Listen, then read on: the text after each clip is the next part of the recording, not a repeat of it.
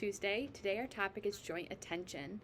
So, joint attention is just a fancy way of saying shared attention. This is when you and your child are both focused on the same thing, like a toy or a sound or a person.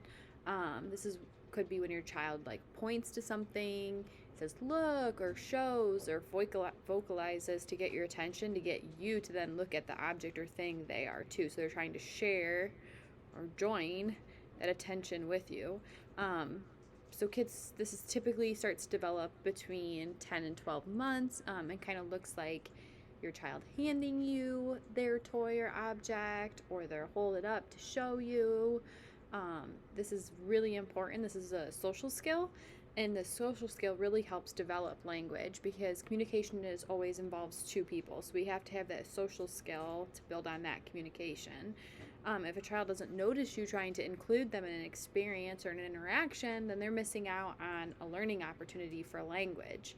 So your child might be having a hard time with joint attention if they don't consistently respond to you, your words, your gestures, if they seem like they're avoiding people or ignoring people, kind of tuning out, they don't answer to their name or simple directions that you give them. Or if they need things to be their own idea and choosing. They won't do something just because you're trying to share it with them or tell them to do it. It's all got to be kind of seems like their own idea. You can work on joint attention by just staying face to face with your child. So always having them sitting in front of you. You're on their level. So if they're playing on the floor, you're on the floor. If they're in the high chair, you're sitting in a chair in front of them. Always put yourself in their way if you're trying to talk to them or share an experience with them so that they're most likely to look at you and what's going on. Don't do it when their back's turned to you, their face is turned away, and they're not in your general vicinity. Like if you're trying to teach them how to come to their name or answer to their name, like don't try to work on it if they're in another room and you're calling them from another room. Make sure you do it in an area where they're most likely to be successful because we want to set them up for success. Follow their lead and just do what they like to do because that's going to be most motivating and when they want to work hardest and learn the best. Make sure you praise them for being close to you and being around you.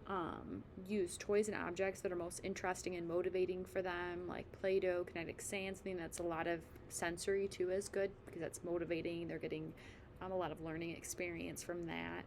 And then make looking at you and eye contact required before they get what they want. So try to hold it up to your eyes or down at their level so that they make that eye contact so they see there's somebody else there that's trying to give me the thing that I want. They're not just focused. Make sure, like if you're holding up, they really want their cup or their bottle, you're holding it up by your face. Oh, you want your cup, and up by your eyes, so that they're not just looking at the cup but also looking at you to kind of add more to that interaction.